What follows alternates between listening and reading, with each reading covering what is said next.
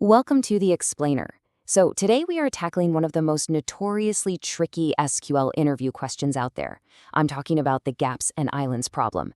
If you have ever found yourself staring blankly at a whiteboard, sweating through a dry erase marker, just trying to figure out how to calculate a user's longest login streak or find missing data, you are in the exact right place. We're going to demystify this entire logic completely, and we'll do it using a really simple, intuitive visual breakdown before we even think about looking at a single line of code. All right, here is our roadmap for today. First, we'll define what the Gaps and Islands problem actually is. Second, we're going to use a sticky note analogy to really make the logic click in your head. Third, we will map that directly over to step-by-step SQL. And finally, we'll go over a quick interview checklist. Let's get right into it. Okay, part one, the Gaps and Islands problem. Okay, let's dive into this. Interviewers absolutely love this question, and they love it because it tests your ability to think conceptually and set-based logic. You can't just throw standard where and group by clauses at a dataset and expect this to work. You really have to understand how rows relate to one another over time. So to tackle this, let's establish a shared vocabulary right off the bat. Imagine your data is laid out like a timeline. The islands are your sequences of consecutive data points. For example, think of the consecutive days an employee actually logged into a system. The gaps, on the other hand, well, they're exactly what they sound like. They are the missing periods, the days they didn't log in, which separate all those islands. So, what does this all mean for you? When an interviewer asks you to calculate something like a user's longest streak of activity, what they're really asking you to do is isolate these groupings and find the largest single island in your timeline data. Now, it sounds incredibly simple when we phrase it like that, right? But the core problem here is that SQL doesn't naturally understand the passage of time. And that is exactly where things get complicated. Which brings us to part two, this sticky note analogy.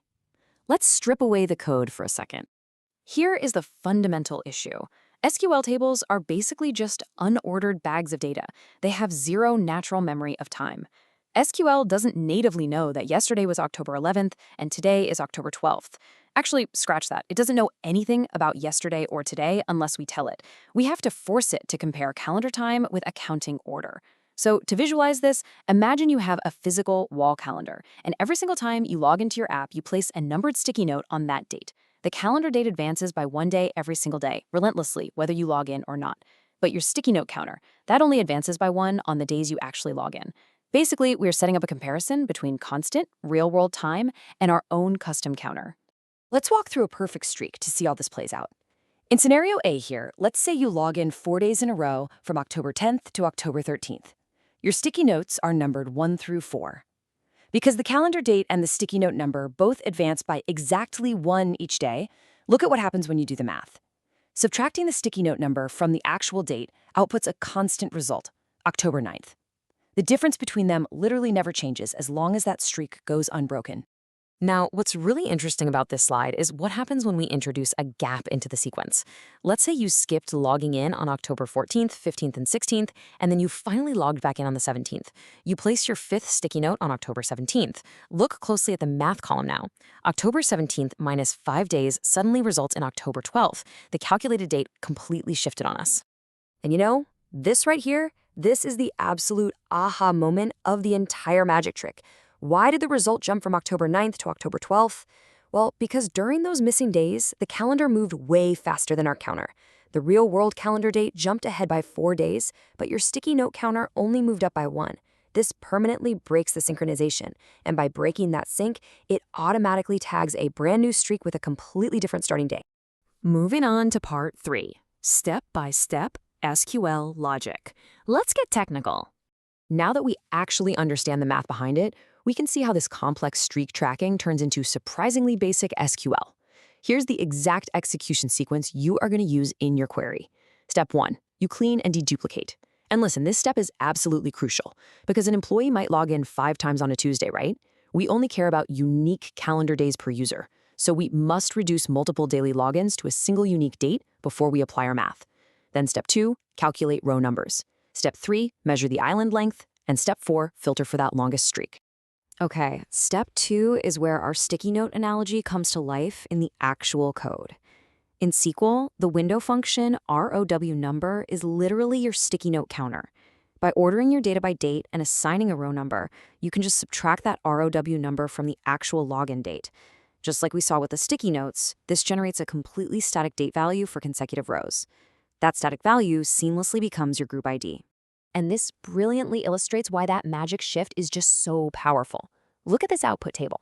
Because every single row in the first streak was automatically tagged with October 9, and every row in the second streak was tagged with October 12, we can simply group by that static label. Once it's grouped, we just use the basic count function to measure the streak length. Finding the longest streak simply means looking for the highest count, which, as you can see here, is 4. It's almost too easy once you see it visually. Finally, part 4, the interview checklist. Let's make sure you nail this. So the crucial point is, you understand the mechanics beautifully now, but how do you actually articulate this when you're in the hot seat across from an interviewer? You really need to hit these 3 specific concepts to show them you know exactly what you're doing. Number 1, deduplication. Explicitly tell them you must first reduce multiple daily data points into distinct calendar dates per user.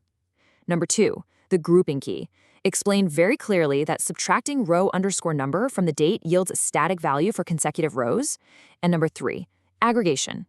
Tell them you will group by the user and that static value to simply count the duration of each streak. If you say those 3 things, you are golden. So you now have the ultimate blueprint for finding the islands. But as we wrap up this explainer, I really want to leave you with a provocative thought. Would you like to try applying this exact same technique to the opposite scenario? Challenge yourself this week to reverse this newly mastered logic to find the gaps instead. How would you isolate the exact periods where a server was offline, or identify missing dates in a financial ledger? The mathematical mechanics are right there in your hands now. Think about it. Thanks so much for joining me for this explainer. Keep experimenting with your queries, and I'll catch you in the next one.